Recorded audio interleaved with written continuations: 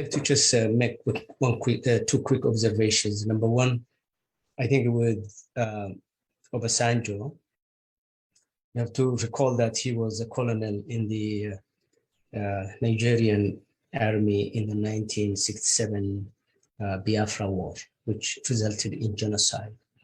And the most prominent Nigerian Igbo poet, Christopher Akambo, whom Ali Mazrui wrote a very fascinating account, chided and criticized the Igbo elite who were part of the genocide.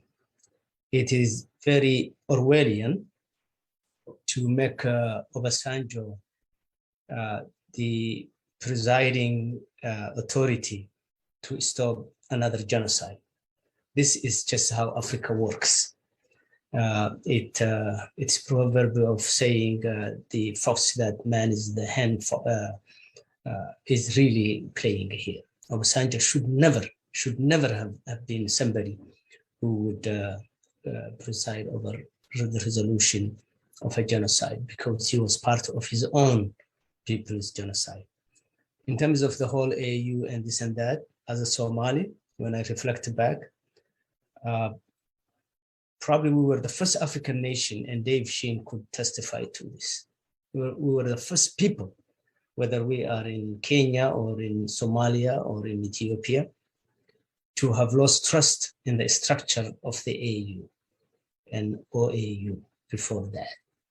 Because our history told us and taught us that OAU and then afterward is AU cannot resolve African problems. And on top of that, in the last 60 years, the leadership that has taken the mantle of power in Africa is nothing but an autocratic dictatorial circle. So today, in my opinion, AU is staffed by former leaders of Africa or high-placed bureaucrats in autocratic regimes. What solution can they bring to an issue like the Ethiopian issue?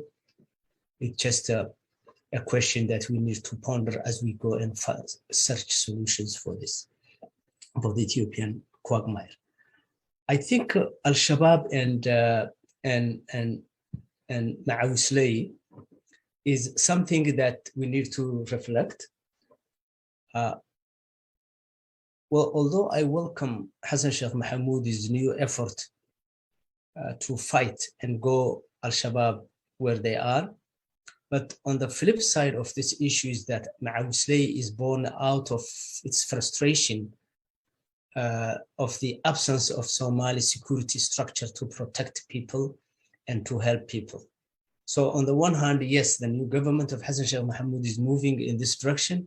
On the other hand, it was its absence, or the government in general, Somalia's national army's absence to protect. They have scored certain goals and objectives so far. Al-Shabab has been supposedly defeated in some parts of Hiran region and Beledweyne. I think what I'm worried is whether those successes are sustainable or not. Because the Ma'awisley effort is people rising up, but the companion issue is that effort streamlined? Is there a command and control center that is disciplined? Is Ma'awisley just a revolt that is short-lived, or the Somali government will put all its effort to sustain the gains that so far? Now, it could be successful if the revolt of the local militia remains a Somali-led, Somali-owned process. My fear is that, knowing how the Somali state is fragile, that Somali ownership could be lost, and vultures like Ethiopia from Aret Kilo could see some advantage in coaxing the Somali leadership to give Ethiopia a part to play for its own sake, which would backfire because the moment that Ma'uslay and people of Hiran region and people of Beledweyne hear that Ethiopia is part of the quote-unquote pacification of al-Shabab, things could change. Because more than al-Shabab, or at equal terms, Somalis have also suspicion against Ethiopia. So if, and we know that President Hassan Sheikh Mohamud concluded his tour in Addis Ababa for 2 days, and one of the issues raised in their conversation was to collaborate and coordinate security issues, including the fight of al-Shabab. I don't know how deep that goes into giving a role to Ethiopia, but it would be a colossal mistake if the new leadership of Somalia gives Ethiopia any role beyond the ATSAM and IGAD that it already has for Ethiopia to play. There is just such a deep suspicion about Somalis when it comes to Ethiopia in their affairs. And I hope it doesn't bring Ethiopia to play. I think there are some lessons to be learned from the era of EPRDF, whether one likes it or not. And I was a critic of EPRDF from 1991 up to now. And I was thinking this morning I could speak to some of the issues in terms of the reversal of fortune that we see with Eritreans, with some of the Amaras. I recall when the current UN rep was Taye Askeselassie was assigned to Los Angeles to become the consulate. They almost killed him. The very forces that are now supporting him, and I know individuals by their names, they almost killed him. And he came to me at the time I was working for the city of Los Angeles to open up doors for him. This is very strange, the lack of consciousness and morality about Ethiopian leadership. Today, the guy Taye talks about genocide as it never happened. His side is the very force that could not give him even a resting time in LA to sit back and do his work. And here is a Somali who believed in the greater African issue, and at least somebody who is a guest to come to LA to be left alone and helping.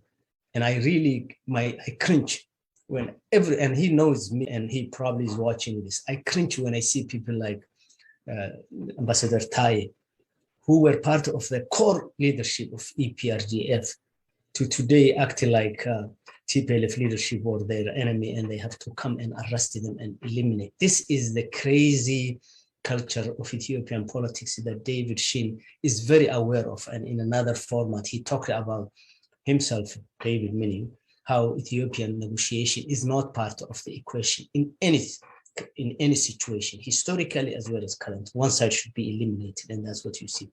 Anyway, in the al-Shabab situation, there's one lesson that Somalia needs to learn from the EPRDF era, and I just gave an interview to Al Arabiya piece, and that is, in addition to the Liu police, in the era of EPRDF, you used to have local militia at the district and the village level that really served as the eyes and ears of the regional governments to, help make sure that al-Shabaab doesn't come. One of the reasons why al-Shabaab never really ventured into the Somali region in Ethiopia was not because of the Liu police, but because of the local militia.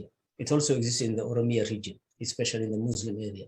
And I think if the government of Hassan Sheikh Mohamud buttresses the Ma'uslay forces with some sort of local militia at the village level, at the district level, then they can contain. As you heard it today, they came back to a couple of locations. Al-Shabaab came back to a couple of locations because there was no infrastructure left after they were liberated. So there is a long road to go, but I will just watch for those two things to make sure that Ethiopia doesn't get involved in the pacification and fight of al-Shabaab at this time. And number two, to follow up with an infrastructure to protect the areas that are liberated, including the services profession. And I think they can learn lessons, as I said, from the EPRDF era. Thank you.